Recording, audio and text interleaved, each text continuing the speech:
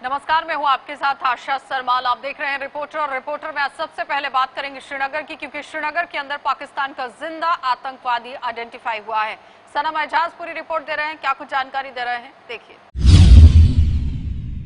Line of control की infiltration का वाक़ा पिछले हफ्ते पेश आया था और तब से लेकर अब तक उड़ी सेक्टर में घमासान बराबर जारी है।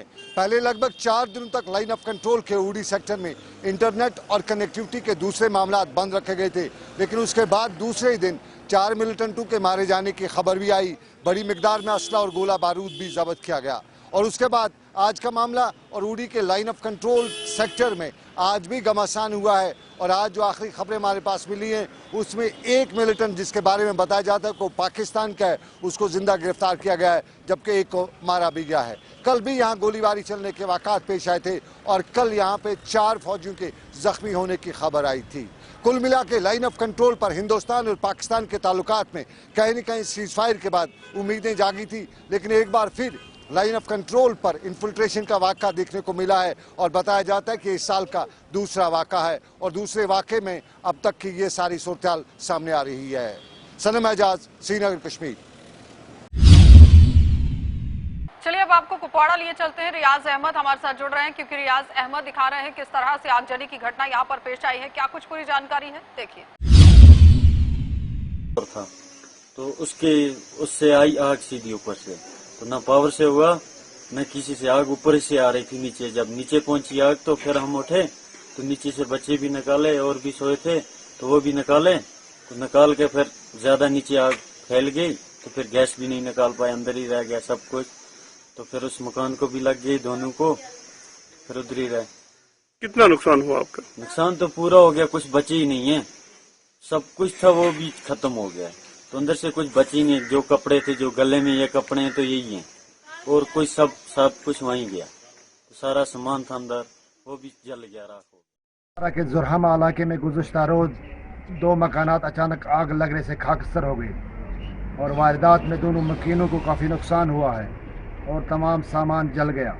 इसी दौरान ज़िला तरक्याती कमिश्नर ने अफसरान को हिदायत दी है कि इन अफराद को फौरी मुआवजा दिया जाए ताकि एक गुजर बसर के लायक हो सके। इसी मौके पर तहसीलदार ने इलाके के दौरे के दौरान यकीन दिलाया कि इंतजामिया मुतासरीन की फौरी इमदाद के लिए इकदाम कर रही है। देखिए 24x7 के लिए रियाज वक्त कुपवाड़ा। चलिए अब आपको सोपोर लिए चलेंगे। सोपोर से दिखा देते हैं नदीम किस तरह से अपडेट कर रहे हैं, क्योंकि यहाँ पर किराया बढ़ने की वजह से लोगों को किस तरह से परेशानियां झेलनी पड़ रही हैं। नदीम क्या कुछ अपडेट कर रहे हैं, देखिए। टाटा सुमो स्टैंड है वहाँ पे मौजूद है और मेरे साथ बात करने के लिए मंजूर साहब। इनसे हम बात करते हैं कि अगरचे हम देखें, लोगों का कहना है कि जो किराया में इजाफा दिन ब दिन देखने को मिल रहा है, उसी के चलते आज हमने मुनासिब जाना कि हम मंजूर साहब से बात करें। मंजूर साहब, आपका खैर मकदम है। अल्हम्दुलिल्लाह, मैं आपकी वसादत से आम उन्नास तक इस शिकायत का अजाला करना चाहता हूँ कि मैं सुमो स्टैंड नंबर 1 सोपोर की तरफ से, आपने जो सवाल किया है, क्या लोग दिन ब दिन कह रहे हैं कि किराया बढ़ रहा है। किराया कोई बढ़ नहीं रहा है, लेकिन जो पिछला रेट ट्रांसपोर्ट कमिश्नर की तरफ से निकला है वो 22 रुपये 73 पैसे हैं, जो प्रॉपर ऑर्डर जी आपके सामने मैं रख रहा हूँ। इसके हिसाब से 9 सवारियों का 22 रुपये 73 पैसे बनता है हर 1 किलोमीटर का। तो ये इस हिसाब से 2 रुपये 70 पैसे के हिसाब से पर पैसेंजर बनता है पर किलोमीटर जी। तो हम इस रेट से न ज़्यादा फालतू लेते हैं, न हमारा ड्राइवर ले लेगा। अगर कोई ड्राइवर ले लेगा तो इसकी शिकायत हमारे पास करो तो हम उसको सज़ा दे देंगे। अच्छा, अगर हम बात करें कोविड की, अगर हम 2020 की हम बात करें, 2020 से या 2021 भी अभी हम देख रहे हैं कि कोविड के हिसाब से अगर हम देखें कि काफ़ी नुकसान आपको उठाना पड़ा। अगर हम देखें बैंक की का, अगर किसी का फाइनेंस होता है या अगर वो आप कैसे फिर मैनेज कर पा रहे हैं? देखिए जी, ये साल 2 कैसे गुजरे या अल्लाह और हम जानते हैं जी। न हमारे इस ट्रांसपोर्ट इंडस्ट्री को किसी की तरफ से कोई रिलीफ मिला है और न कोई रिलैक्सेशन मिली है। उल्टा हमें डबल हो गया है इसमें। अगर हमारा टोकन टैक्स था, ये हम भरते थे साल का 1500 रुपये, तो ये हमारा 3000 हो गया। जिस गाड़ी का 2500 रुपये था उसको 5000 रुपये हो गया। 24 रुपये किसी का तो 48 रुपये हो गया उसका। तो गवर्नमेंट रिलैक्सेशन के बजाय हमारा डबल कर रहा है। आपका कहना है कि ये डबल होता जा रहा है। और डीजल ये दिन ब दिन महंगा हो रहा है। जिस दिन ट्रांसपोर्ट कमिश्नर साहब ने बड़ी मिन्नतें कर करके जब हमने उधर धरना भी दिए, उनके पास मिले भी, तब उन्होंने ये रेट निकाला, तब से फिर भी 2-3 रुपये डीजल का और बढ़ गया है। उस दिन 88 रुपये डीजल था और आज फिर 93 रुपये है, 93 रुपये कुछ पैसे है डीजल। हमारा गुजारा कैसे चल रहा है कि अगर आप सच मानिए, कई लोगों ने अपने घरों में जो गहने थे या किसी के पास ज़मीन थी, वो बैंकों का जो कर्जा था वो उतार कर गुजारा कर। मतलब आपका कहना है कि गवर्नमेंट की जानिब से आप पे कोई रिलैक्सेशन नहीं हुई। अगर हम इंस्टॉलमेंट्स की बात करें, हर महीने आपको 10,000 20,000 इंस्टॉलमेंट देने पड़ रहे हैं, तो वो आप बिल्कुल टाइम पे दे रहे हैं? वो तो हम टाइम पे दे रहे हैं, घर में कोई चीज़ बेच के। हमारा चूल्हा किस तरह से चल रहा था तो वो अल्लाह बेहतर जानता है, लेकिन गवर्नमेंट की तरफ से कोई रिलैक्सेशन हमें नहीं मिली है, सिवाय एक जो हम अपना इंश्योरेंस प्रीमियम भरते हैं। तो इंश्योरेंस प्रीमियम की तरफ से ARTO मुबशर साहब जो हमारे यहाँ पे सोपुर बारामूला में, तो उनकी वसादत से तो हमें 2-3 हज़ार रुपये मिले, वो भी इंश्योरेंस प्रीमियम। वो कुछ पैसे उनके आए थे उस खाते में, 20-21 लाख सुनने में आया है, तो उसमें से हमें भी 2 लाख रुपये मिल गए बस, और कोई रिलैक्सेशन हमें नहीं मिली। वो वही इंश्योरेंस प्रीमियम है जो हम खुद अपनी गाड़ी में भरते हैं, तो उन्होंने वो 2-2.5 लाख रुपये हमें 2 लाख रुपये हमें दे दिए। तो अब आप क्या चाहते हैं एडमिनिस्ट्रेशन, अगर हम देखें गवर्नमेंट से? आप देखिए, हमारा जो टोकन टैक्स ये डबल हो गया है, हम चाहते हैं कि इन 2 सालों का ही काम करें, ताकि हम भी सोचें कि हम किसी गिनती में है। नहीं तो हमें ये लग रहा है कि गवर्नमेंट हमें किसी गिनती में नहीं रख रहा है, और दिन ब दिन ये इंडस्ट्री तबाही के दाहिने पे जा रही है और गवर्नमेंट इसकी तरफ कोई तवज्जो नहीं दे रही है। तो ये थे मंजूर साहब, इनका कहना है कि अगर हम देखें कोविड के हिसाब से भी जो है काफ़ी नुकसान इनको उठाना पड़ रहा, और अगर हम रेट्स की बात करें, लोग जो इन पे इल्ज़ामात लगा रहे हैं कि रेट्स में हाइक हो गया है अचानक से, जो ड्राइवर हजरात है उन्होंने जो है रेट में भी हाइक किया है। लेकिन अगर हम देखें यहाँ पे इनके पास कॉपी है जो बाज़ाब्ता जो एडमिनिस्ट्रेशन ने इनको जो फराम की है, जिस पे जो रेट्स वगैरह बिल्कुल दी हुई है, और उसी इनका कहना है कि मंजूर साहब का कहना है कि इसी के हिसाब से हम रेट्स वगैरह ड्राइवर हजरात जो है पैसेंजर से लेते हैं। एडमिनिस्ट्रेशन से गुजारिश करते हैं कि अगर हम देखें जो इंस्टॉलमेंट्स, अगर हम देखें बैंक लोन्स वगैरह जो भी है, उनमें थोड़ी सी जो है राहत मिल जाए, ताकि इनकी जो है जो मुश्किलातें हैं वो थोड़ी सी आसान हो जाए। JK 24/7 के लिए मैं सोपोर से चलिए अब आपको गुलमर्ग लिए चलते हैं और गुलमर्ग में दिखा देते हैं किस तरह से सूरत हाल है। आपको बताना बहुत जरूरी है कि आदिल डार हमारे साथ जुड़ रहे हैं। ICDS प्रोग्राम रखा गया था टंगमर्ग इलाके के अंदर, देखिए कि पोषण, सही पोषण क्या है। न्यूट्रिशन तो सभी लेते हैं, ग़िज़ा तो सभी लेते हैं, but in a right way, in a right quantity and qualitative measures. इसमें होनी चाहिए quantity and quality wise balanced diet होना चाहिए। उस अवेयरनेस के रिगार्डिंग से इस सितंबर के महीने में पोषण अभियान के प्रोग्राम चलाए जाते हैं। बाकी स्कीम भी हमारे वसादत से होते हैं, जैसे लाडली बेटी है, जैसे बेटी बचाओ बेटी पढ़ाओ है, या ये हमारी PMVY है। बहुत सारी स्कीम्स होती हैं जो आधार वगैरह, और हमारे ये क्या कहते हैं इनको, मैरिज असिस्टेंस, वो अब बंद ही हो गई फिलहाल। बाकी ये स्कीम्स हमारे इस ICDS की वसादत से चलाई जाती है। ICDS प्रोजेक्ट टंगमर्ग की तरफ से आज खईपुरा ब्लॉक में पोषण अभियान के तहत एक प्रोग्राम चलाया गया। इस प्रोग्राम में आंगनवाड़ी वर्कर्स के साथ साथ सुपरवाइजर्स ने भी शिरकत की। इस प्रोग्राम में खवातीनों के साथ साथ बच्चों ने भी शिरकत की। खवातीनों को इस प्रोग्राम में मुख्तलिफ स्कीमों के हवाले से जानकारी भी फराहम की गई, ताकि वो अपने बच्चों का सेहत का ख्याल रख सके। साथ ही यहाँ पर मुख्तलिफ रंगारंग प्रोग्राम भी पेश किए गए। आदिल डार, JK 24/7 न्यूज़, टंगमर्ग। चलिए अब आपको बड़गाम लिए चलेंगे, बड़गाम से भी दिखा देते हैं ज़ुहूर हुसैन किस तरह से अपडेट कर रहे हैं। साथ ही साथ आपको दिखाना बहुत जरूरी है कि अमृत महोत्सव को लेकर क्या कुछ है कार्यक्रम, देखिए। आज जो तिरंगा हर एक हाथ में गाड़ दिया गया है, ये भारतीय जनता पार्टी की परंपरा है। जब से 370 और 35 से यहाँ से ख़त्म हो गया है कि ये भारतीय जनता पार्टी के लिए नहीं, पूरे हिंदुस्तान के हर एक नागरिक के लिए आज महत्वपूर्ण दिन है, जिस दिन पे 370 और 35 से खत्म हो गया है। क्योंकि भारतीय जनता पार्टी का जो मैनिफेस्टो है, एक विधान एक निशान, जब 370 और 35 से खत्म हो गया तब से वो सारा खाव पूरा हो गया। जो डॉक्टर श्यामा प्रसाद मुखर्जी ने एक तवारीख उठाई थी पूरे हिंदुस्तान में, बंगाल से लेके कश्मीर तक, जो वीक रहेगा ये 7 दिन के लिए रहेगा आज़ादी का अमृत महोत्सव। इससे खाली हम एक ही मैसेज अपने आवाम को देना चाहते हैं कि वो अवेयर हो जाए कि हमको क्या करना है। जो हमारा कूड़ा करकट है, जो हमारी पॉलीथीन है, उसको कैसे यूज़ करना है, उसको कैसे डिकम्पोज करना है और कैसे रीयूज़ होता है, उसकी एक खाली एक इन्फॉर्मेशन है। मान लो कि जो जो हमारे प्रोग्राम होते हैं वो खाली इन्फॉर्मेशन के लिए होते हैं और खुदा न करे ऐसी कोई ताज़ा इन्फॉर्मेशन नहीं हम देंगे कि जिससे खुदा न करे कोई वबाई बीमारी या ऑलरेडी जो वबाई बीमारी चल रही है उसमें और ज़्यादा लोग मुलवस हो जाए। तो अगर हम बडगाम टाउन की बात करें तो किस तरह की और मैसेज रही? जहां मुल्क भर में 75वें आज़ादी के मौके पर अमृत महोत्सव मनाया जाता है, इसी सिलसिले में बडगाम म्यूनसिपल कमेटी की तरफ सफाई कर्मचारियों को यहां पर इनामात से नवाजा गया और यहां पर एडीसी बडगाम डॉक्टर नसीर साहब ने यहां पर तलकीन की कि हाइजीन और हेल्थ सफाई का खास ख्याल रखे टाउन, जो कि हमें कोऑपरेट कर भी रहे हैं और पॉलिथीन फ्री हमें बडगाम टाउन को बनाना है। JK 24/7 के लिए मैं बडगाम से ज़हूर हुसैन। इसके साथ ही आपको लिए चलेंगे जिला शोपियां और शोपियां से दिखा देते हैं कि बिना मास्क के डिस्ट्रिक्ट अस्पताल के अंदर किस तरह से ये लोग घूमते हुए नजर आ रहे हैं। कोई डर खौफ नहीं है। उमर मलिक रिपोर्ट कर रहे हैं, देखिए। नाजरीन मौजूद है इस समय हम बिल्कुल जो डिस्ट्रिक्ट हॉस्पिटल शोपियान है, हमने देखा कि यहाँ पे लोग जो है काफ़ी लापरवाही बरते हैं क्योंकि वो जो है मास्क पहन के नहीं आते हैं।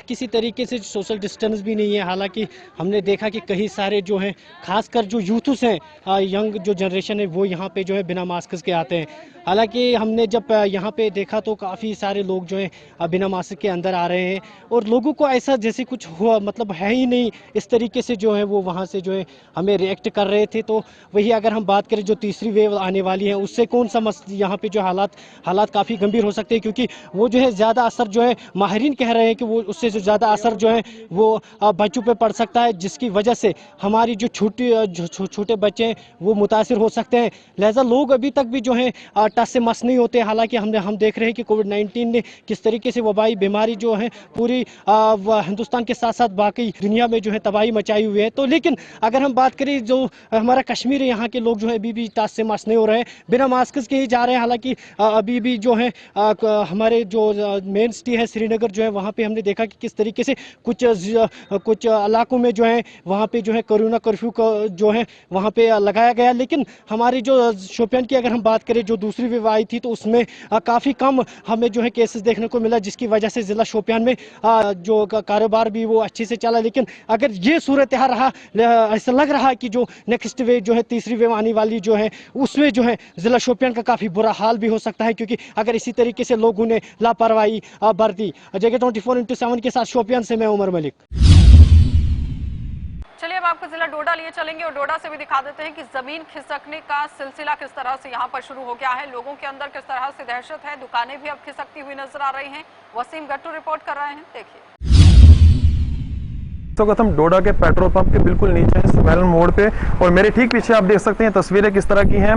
कुछ टाइम पहले यहाँ पे डिजास्टर आया था, लगभग 5 से 7 महीने पहले। उसके बाद जो है यहाँ पे काफी ज्यादा नुकसान हुआ था। ये तस्वीरें आप देख सकते हैं किस तरह से जमीन जो है दिन दिहाड़े यहाँ से खिसकती हुई नजर आ रही है और कुछ लोगों की तरफ से हमें यहाँ पे बुलाया गया है। इनका ये साफ तौर पे कहना है कि काफी ज्यादा खतरा हमें लगता है यहाँ पे बिजनेस करने को, क्योंकि आप साफ तौर पे देख सकते हैं यहाँ पे दुकानें भी हैं और यहाँ पे ये लोग अपना काम करते हैं और इनको कहीं ना कहीं ये अपने आप को अनसिक्योर समझते हैं। इनसे बातचीत करते हैं। आपका नाम जानना चाहूंगा। मेरा नाम मुदस्सिर जी, किस तरह की दिक्कत यहाँ पे आपको आ रही है? क्योंकि बहुत बार हमने एडमिनिस्ट्रेशन से बात की लेकिन कोई भी इस तरह से ध्यान नहीं दे रहा है। देखो ये हर दिन यहाँ से पत्थर चलते आ रहे हैं। हमने इतना पैसा यहाँ पे लगाया, इन्वेस्ट किया है, हमने यहाँ पे शॉप वगैरह खोली है, तो लेकिन अब पूरे दिन हमें खतरा रहता है कब ये पेड़ गिर जाएंगे हमारे ऊपर या ये पत्थर का, क्योंकि ये पूरा जो है क्रैक हुआ है। लेकिन एडमिनिस्ट्रेशन की तरफ से यहाँ कोई भी ध्यान नहीं दे रहा है। डिपार्टमेंट जो कंसर्न R&B डिपार्टमेंट है उनसे कभी बातचीत नहीं की? हाँ, उनसे भी बात की है हमने। तो लेकिन देखो उनका भी यहाँ से गुजर होता है क्योंकि ये तो मेन रोड है। डोडा से यानी 1 किलोमीटर दूर है, ज्यादा तो नहीं है, उनका भी यहाँ वो भी देखते हैं। आप देखो परसों ही यहाँ पे कितनी लैंडस्लाइड हुई थी, मुश्किल से यहाँ से कुछ बच्चे चल रहे थे, मुश्किल से वो बच गए, लेकिन अगर 1 मिनट की भी देरी होती तो उनकी जान चली जाती। कभी भी यहाँ से किसी की जान जा सकती है, हमें यहाँ पे बहुत खतरा है। हम एडमिनिस्ट्रेशन के काफी सारे लोग तो यहाँ से दिन में चलते हैं, जिसमें डिप्टी कमिश्नर डोडा भी है, तहसीलदार है या RLD का जो अमला है वो भी यहाँ से गुजरता है। क्या उनको इस तरफ नजर नहीं पड़ती है? नजर पड़ती है, क्यों नहीं पड़ती? जब यहाँ से गुजरेंगे तो बिल्कुल नजर पड़ती है, लेकिन उनको वो टस से मस नहीं हो रहे हैं, क्योंकि वो सोचते नहीं है कि किसी की जान चली जाए या कुछ हो जाए। तो मैं तो समझता हूँ कि एडमिनिस्ट्रेशन की सबसे बड़ी प्रॉब्लम ये है कि वो सिर्फ अपना सोच रहे हैं कि लोगों का क्या होगा ना होगा, तो वो उसकी तरफ से कोई ध्यान नहीं। और कुछ लोग इनसे बात कर, आपका नाम जानना चाहूँगा। जावेद जी, थोड़ा सा बताइए किस तरह की दिक्कत यहाँ पे आ रही है? यहाँ पे ये 2 दिन से परसों इन्होंने ब्लैक टॉप किया और जब उनने मशीन लगाई तो ये नीचे आ गया सारा फिर से। तो उसके बाद एडमिनिस्ट्रेशन यहाँ पे नहीं आई। AWD साहब ने कहा मैं कुछ बंदों को भेज दूंगा, लेकिन वो भी नहीं यहाँ आए। अब ये जो पेड़ हैं ये बिल्कुल निकलने वाले हैं, ये किस टाइम निकलेंगे ये पता नहीं, 1 घंटे में निकलेंगे, 2 घंटे में निकलेंगे, लेकिन ये कंफर्म नहीं है। तो यहाँ पे किसी वक्त भी नुकसान हो सकता है। और हमें भी यहाँ पे दुकानें, काफ़ी पैसा हमने लगाया हुआ यहाँ पे, तो हमें अब खतरा है कि हम क्या करें, अब जाएँ तो जहाँ जाएँ कहाँ, किसको बताएंगे? डिपार्टमेंट को नहीं बताया कि फेंसिंग करने की जरूरत है यहाँ पे? हाँ बिल्कुल है, इसमें टेंडर हुआ था, 3 साल से काम चल रहा है, लेकिन इनकम्प्लीट है, बिल्कुल ऐसे ही छोड़ दिया है। और कुछ भी न ड्रेन बनी इसकी, जिस टाइम भी फ्लड आता है आप वहाँ वो देख सकते हैं, वहाँ 3-4 महीने से वो दीवार गिरी है, 5 महीने से किसी ने भी इसको नहीं देखा। और एडमिनिस्ट्रेशन का हर बंदा यहाँ से चलता है, सुबह भी, शाम को भी, दोपहर, मतलब हर वक्त, लेकिन कोई भी इसकी तरफ ध्यान नहीं देता। ना ही इसकी ड्रेन बनाई गई, अभी लैंडस्लाइड आ रही है, ये और आ रही है, लेकिन एडमिनिस्ट्रेशन को टस का मस नहीं है। तो कुछ भी में किस तरह का डर वगैरह लगता है? ये तो बस ये तो निकलने वाला है, ये तो सारा डैमेज हो जाएगा, ये तो गिरने वाला है। किस वक्त गिरेगा, रात में गिरेगा, दोपहर में गिरेगा, मतलब ये कंटिन्यूसली चलता क्या एडमिनिस्ट्रेशन से अपील? हम यही अपील करेंगे कि इसको बनाएं यहाँ पे, ताकि हर एक इंसान को आसानी हो जाए। नहीं तो कोई भी जैसे पैसेंजर गाड़ियां हैं, किसी गाड़ी के ऊपर पेड़ गिर जाएंगे तो काफी नुकसान हो जाएगा। इसलिए एडमिनिस्ट्रेशन को देखना पड़ेगा इसको कि हमसे बात करने के लिए। साफ तौर पर तस्वीरें आप देख सकते हैं किस तरह से गाड़ियां इस रास्ते पे चलती हैं, भद्रवाह, किश्तवाड़, जम्मू, इसी रास्ते से जो मेन रास्ता है डोडा का यही है। और ये तस्वीरें आप देख सकते हैं, कोई भी ड्रेनेज सिस्टम यहाँ पे नहीं है, कुछ नहीं है। कहीं ना कहीं एडमिनिस्ट्रेशन पे ये सवाल उठा रहे हैं कि जो भी कंसर्न डिपार्टमेंट को इस तरफ ध्यान देना चाहिए, क्योंकि एक मेन रास्ते की ये इस तरह की कंडीशन है, तो एडमिनिस्ट्रेशन को इस तरफ ध्यान देना चाहिए। जो भी दिक्कत है वो जल्द से जल्द हल होनी चाहिए। चलिए अब आपको जिला उधमपुर लिए चलेंगे। उधमपुर में दिखा देते हैं कि बिरमा पुल एक बार फिर से क्षतिग्रस्त हो गया है, क्योंकि भारी वाहन यहां से गुजरता हुआ नजर आया और उसके बाद ही इस तरह से घटना यहां पर देखने को मिली है। आशीष दत्त क्या कुछ बता रहे हैं, देखिए।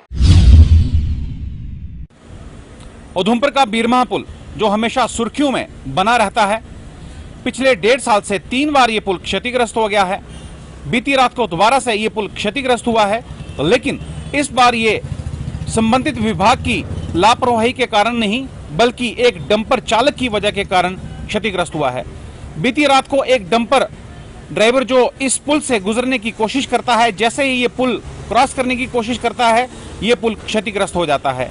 आपको बता दें कि मात्र 10 दिन के अंदर सेना की तरफ से ये आयरन पुल यहाँ पर बनाया गया था और लोगों को काफी ज्यादा यहाँ पर सुविधा मिल रही थी। आपको बता दें कि ये उधमपुर की लाइफ लाइन जो है ये बिरमा पुल कहा जाता है। हालांकि नार्दर्न कमांड की बात की जाए वो यहाँ पर पड़ती है, पंचेरी, जिबथाती, बहुत सारे ऐसे गांव पड़ते हैं। जम्मू की तरफ किसी ने जाना है या कश्मीर की तरफ जाना है, इसी रास्ते का उपयोग होता है। लेकिन बीती रात को जिस तरह से डंपर वाले की लापरवाही के कारण दोबारा से ये पुल क्षतिग्रस्त हो गया है, लोगों को कहीं ना कहीं समझना चाहिए, उन्हें भी देखना चाहिए। हालांकि यहाँ पर साइन बोर्ड लगाए गए हैं कि बड़ी गाड़ी की यहाँ पर एंट्री नहीं है, लेकिन जिस तरह से ये लोग इस तरह की हरकतें करते हैं उसकी वजह से आम जनता को काफी ज्यादा परेशानियों का सामना करना पड़ता है। हालांकि सुबह जैसे ही आर्मी को इस चीज का पता लगा है, दोबारा से आर्मी ने ये आयरन पुल बनाने का पूरा कार्य आरंभ कर दिया है। वहीं डंपर चालक को गिरफ्तार कर दिया गया है और जो भी जितनी भी रिलेवेंट जो FIR हैं उस पर लगाई गई हैं सेक्शन के थ्रू। और सबसे बड़ी यह बात यहाँ पर है कि लोग अभी भी रात के समय में अगर बात करें तो बड़ी गाड़ियां लेके इसी पुल से चले जाते हैं और कहीं ना कहीं फिर लोगों को परेशानियों का यहाँ पर सामना करना पड़ता है।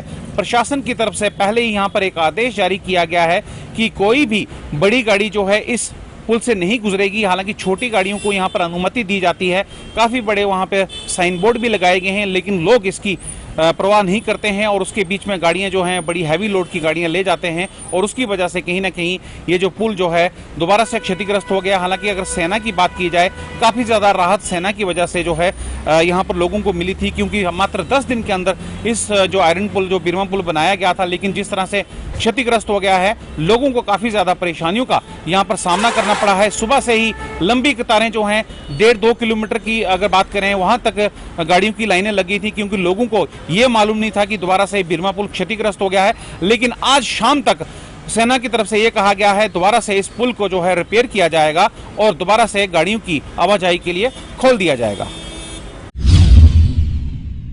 चलिए अब आपका जिला सांबा लिए चलेंगे और सांबा में भी आज शहीदी दिवस मनाया गया है। क्या कुछ पूरी अपडेट है, ऋषि के पास चलेंगे, देखिए। से जानना चाहता हूं कि आज शहीदी दिवस मनाया गया है सुशील खजूरिया जी का 10वां। क्या कहना चाहते हैं, किस तरह से इस दिन को आप देखते हैं और किस तरह से आप अपने भाई को याद कर रहे हैं, उनकी शहादत को आज यहाँ मना रहे हैं, श्रद्धांजलि अर्पित कर रहे हैं, क्या कहना चाहते हैं? मैं इस दिन को एक मोटिवेशन का रास्ता समझता हूँ आज के यूथ के लिए। मैं इस दिन को ऐसा नहीं समझता कि मेरा भाई चला गया और मैं बड़ा दुखी हूँ, ऐसा नहीं समझता हूँ। कोई बात नहीं, शहादत दी है और हर किसी को मौका भी नहीं मिलता है। मेरे लिए ये दिन पिछले 10 साल से सिर्फ एक मोटिवेशन का ज़रिया बन गया है। सरकारी स्कूल के बच्चों के लिए, प्राइवेट स्कूल के बच्चों के लिए, गांव वालों के लिए और समाज वालों के लिए कि लोग और जानें, जो गलत नशे में या किसी और चीज़ों में पड़ गए उनको छोड़ के इस तरफ भी देखें और ये देखें कि ऐसा होने से कितनी एप्रिसिएशन मिलती है। आज जब बच्चे देख रहे थे कि बड़े बड़े सियासतदान भी और बड़े बड़े अधिकारी भी और जितना भी अपना प्रशासन है वो सब आके यहाँ पे माथा टेक रहे हैं शहीद को, तो बच्चों को समझ में तो शायद आज ना आया हो, जो आज पहली बार आए हैं, पर वो पूछेंगे ज़रूर कि ये ऐसे क्यों कर रहे हैं, शहीद का क्या मतलब होता है या उसका कितना बड़ा उसका औहदा होता है और इतने अधिकारी या इतने बुज़ुर्ग लोग भी उसको नतमस्तक हो रहे हैं, क्यों हो रहे हैं। तो ये सब मैं चाहता हूँ उससे बच्चे की मोटिवेशन अपने अंदर लेके आएँ कि ये इज़्ज़त हमें भी चाहिए। और भी अलग अलग जिलों से हमारे साथ संवाददाता जुड़ रहे हैं, क्या कुछ अपडेट बता रहे हैं, देखिए। सुनहरे और स्वस्थ भारत का सपना पूरे देश को दिखाया गया, लेकिन उसकी असली तस्वीर आज हम आपको श्रीनगर के अंदर से दिखाएंगे। श्रीनगर का एक ऐसा इलाका जहां पर आबादी बहुत ज्यादा है और हेल्थ सेंटर्स काफी कम। पब्लिक हेल्थ सेंटर में अभी हम मौजूद हैं महाराजगंज में, और ये हेल्थ सेंटर कहानी बता रहा है जम्मू कश्मीर के हेल्थ सेक्टर की। थोड़ा सा पीछे चलेंगे और वाइड एंगल में आपको दिखाएंगे कि हेल्थ सेंटर चल कहां पर रहा है। जब आप एक प्राइमरी हेल्थ सेंटर की बात करते हैं, प्राइमरी हेल्थ सेंटर का नाम लेते हैं, तो दिमाग में एक तस्वीर आती है। 5 से 6 माले की एक बिल्डिंग होगी जहां पर स्टाफ होगा, अलग अलग कमरे होंगे, लैबोरेटरी अलग होगी, बड़ी डिस्टिंग्विश तरीके से काम हो रहा होगा। लेकिन जब हम तस्वीरें देखते हैं तो यहाँ पर जो हम चीज़ें देख रहे हैं ये हैरान कर देने वाली है कि श्रीनगर का एक ऐसा इलाका, एक ऐसा PHC सेंटर जिसके अंडर कम से कम 21 जोन्स आते हैं, 21 हेल्थ सेंटर्स आते हैं, वहाँ पर जो जोनल हेड ऑफिस है उसकी ये हालत है। पिछले 7 सालों से यहाँ पर आश्वासन दिया जा रहा है कि एक बिल्डिंग बनाई जाएगी जिसमें अलग अलग कमरे होंगे, लोगों को फैसिलिटीज प्रोवाइड होंगी, मगर वो आश्वासन अपनी जगह पर रह गया, लोगों का इंतजार अपनी जगह पर रह चुका है। लगातार लोग यहाँ पर परेशानियों का सामना कर रहे हैं क्योंकि ये कोई डेजिग्नेटेड स्पॉट नहीं, एक पब्लिक पार्क है और पब्लिक पार्क में मुसीबतें 1000 तरह की होती हैं। जब बारिश पड़ जाती है तो यहाँ पर वाटर लॉगिंग हो जाती है और भी अन्य तरह की परेशानियां। कोविड चल रहा है, कमरों के अंदर एक साथ 5 से 8 लोग जाते हैं, टेस्टिंग करने की जगह नहीं है, OPDs लगाने की जगह नहीं है, मशीनरी लगाने की जगह नहीं है। जब हम लोग PHC सेंटर की बात करते हैं तो एक बेसिक एक्सरे मशीन का होना बहुत ज़्यादा ज़रूरी होता है, लेकिन यहाँ पर एक्सरे मशीन नहीं है, ECG मशीन नहीं है, किसी तरह का कोई ENT सेक्शन नहीं है, ऑप्थेमोलॉजी सेक्शन नहीं है। यहाँ पर जो डेंटल सर्जरीज का सेक्शन होता है PHCs के अंदर वो यहाँ पर नहीं है। काफ़ी सारे लोग आप देख सकते हैं कहाँ पर वेट कर रहे हैं। थोड़ा सा पैन कराएंगे और अपने राइट हैंड साइड पे आपको दिखाएंगे कि लोग किस तरह से इंतजार में यहाँ बैठे हैं कि कमरे के अंदर थोड़ी जगह खाली होगी और फिर उसके बाद हम अंदर जाएंगे और फिर डॉक्टर से बात करेंगे, अपने प्रिस्क्रिप्शन लोगों तक दिखाएंगे और उनसे बात करने की कोशिश करेंगे। जम्मू कश्मीर के उड़ी की बात करें, जहां पे आज से 10 दिन पहले 2 बार जो है दरअंदाजी करने की कोशिश की गई थी। पहली दरअंदाजी जो है वो 18 सितंबर को हुई थी, जिसमें 3 मिलिटेंट्स को हलाक किया गया था। उसके 2 दिन बाद ही जो दूसरी दरअंदाजी करने की कोशिश की गई थी, उसमें 1 मिलिटेंट को जो हलाक किया गया है और 1 को जिंदा पकड़ा गया फौज की जानिब से। इसके साथ अगर बात करें आर्म्स एंड एम्यूनिशन की, वो भारी तादाद में जो है रिकवर किया गया। ऑपरेशन जो है वो खत्म हो चुका है, लेकिन सर्च ऑपरेशन की अगर बात करें वो लगातार जारी है। बारामूला उड़ीसा में इल्हाक तंत्र, JK 24/7 न्यूज के लिए। एक एक करके आतंकियों का खात्मा भी सुरक्षा बल करते हुए नजर आ रहे हैं। जम्मू कश्मीर पुलिस के DGP की अगर बात करें तो उन्होंने साफ कह दिया था कि अगर आतंकवादियों ने यहां पर आकर किसी भी घटना को अंजाम देने की कोशिश की तो हश्र बहुत बुरा होगा। आप देखते रहिए कार्यक्रम।